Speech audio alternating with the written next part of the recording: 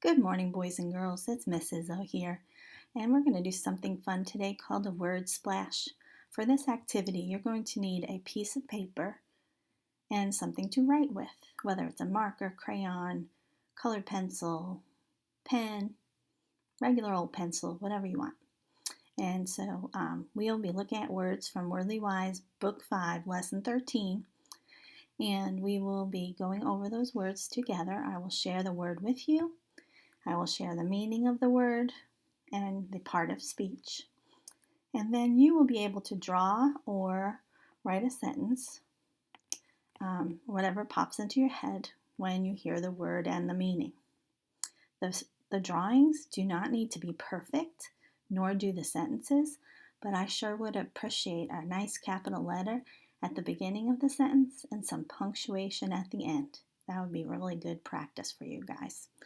Okay, well, as we move on, let's see.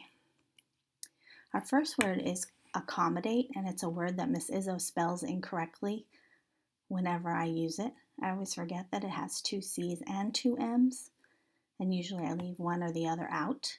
It's a verb, which means it's an action word, and it means to have or find room for, or to do a favor for. And so right away, in my head, I imagined I had to feed all of the Catawba lacrosse team for dinner, and I wrote down this sentence. Miss Izzo was able to accommodate all of the Catawba men's lacrosse team for dinner on Sunday. And so if you saw a picture come into your mind, you could be doodling that, or you could be writing a short sentence like I did. And that word is accommodate. The next word is aggressive. It's an adjective, so it's a describing word, and it means to be ready to attack or to start fights. It also means bold and active. So, right now you can be jotting down a sentence for the word aggressive, or you can be doodling a little picture, not a Picasso picture, but a little tiny, doodle that reminds you of the word of aggressive. And then I want you to think about this question and answer on the play pause it. Would a dog barking at a male person or post person be aggressive? Yes or no? Would a dog barking at a mailman be aggressive? Yes or no? Moving on. The next word is bask, and it's a very hard word to say. It's kind of weird to say the S and the K at the end. Bask. So you have to kind of draw out the A a little bit.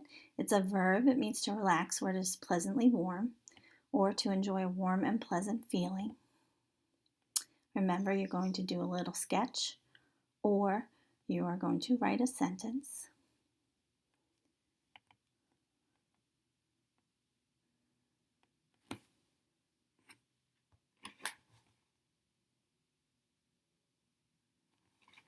And I have a question for you.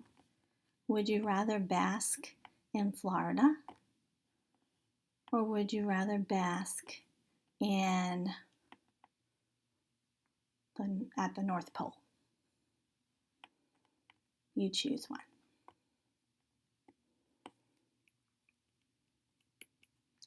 Our next word is conceal, and it's a verb meaning an action word, which means to keep something or someone from being seen or known, or to hide. So right now you can draw a little picture or you can write a sentence.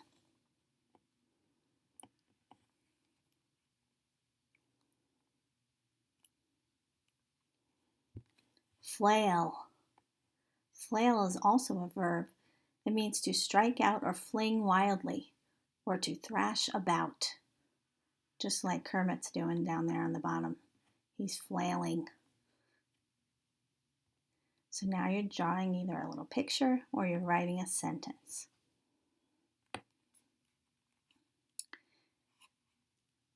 Here's my question for you. Would a toddler flail if they're having a tantrum? Yes or no? Would a toddler flail if they were having a tantrum? Yes or no? This next word is gorge, and it has two meanings, and it has two different parts of speech. First, it's a noun, a narrow passage between steep cliffs, as you can see in the picture, very steep on the left, that picture. And then we have a verb, to stuff with food or eat greedily. So this young lady is eating her hamburger, even though it's messy. She's gorging herself with the hamburger. And so you can draw a picture or you can write a sentence.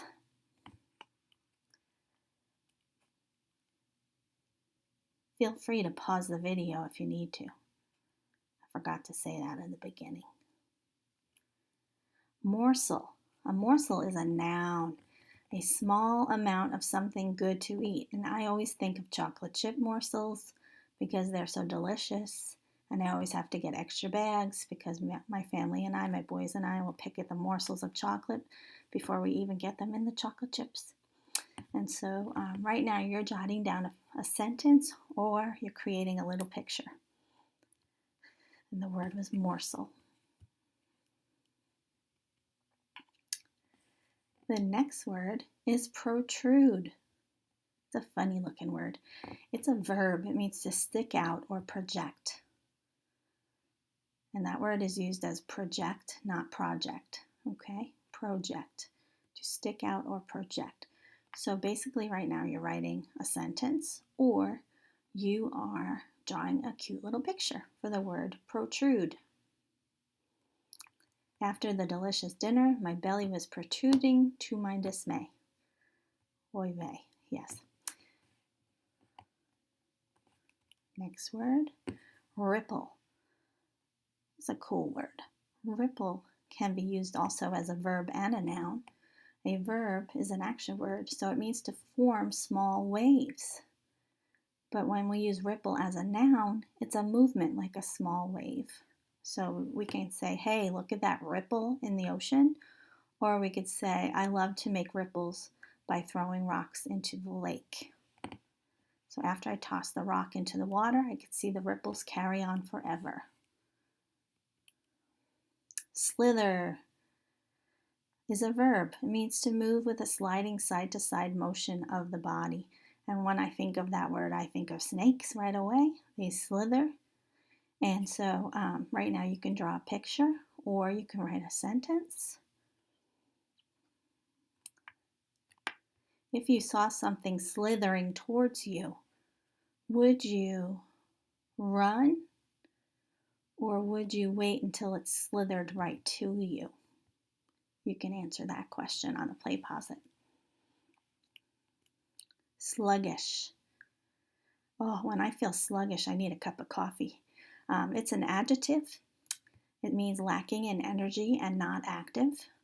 It also means slow moving. So right now you can draw a doodle for the word sluggish, or you can write a sentence for the word sluggish. How many of you felt sluggish this morning? Choose yes or no. Snout is a noun. The nose or snout of an animal that protrudes from an animal's head. Look at the cute sundog. Luna is resting her snout on the daybed as I do the screencast for you guys. She's snoring over there through her snout.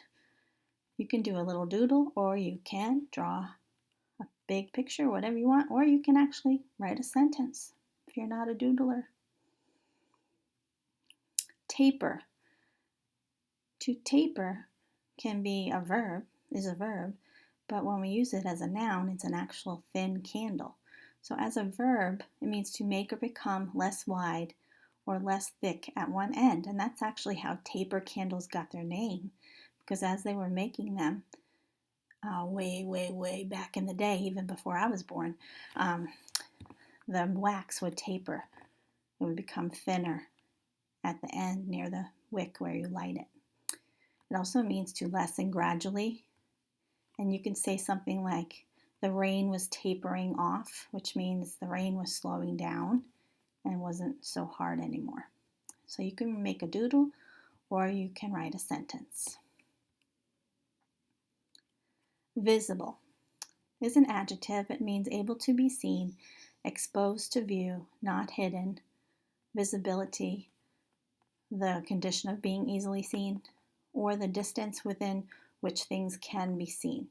And so when something is visible, you see it with your eye, and it actually has the Latin root vis, V-I-S, which means to be seen. And so that's an easy way to remember the meaning of visible.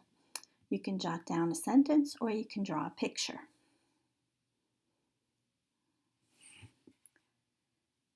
And for some reason, that's the end. I hope this was helpful for you guys. Thank you for listening so carefully, and I hope to see you very soon.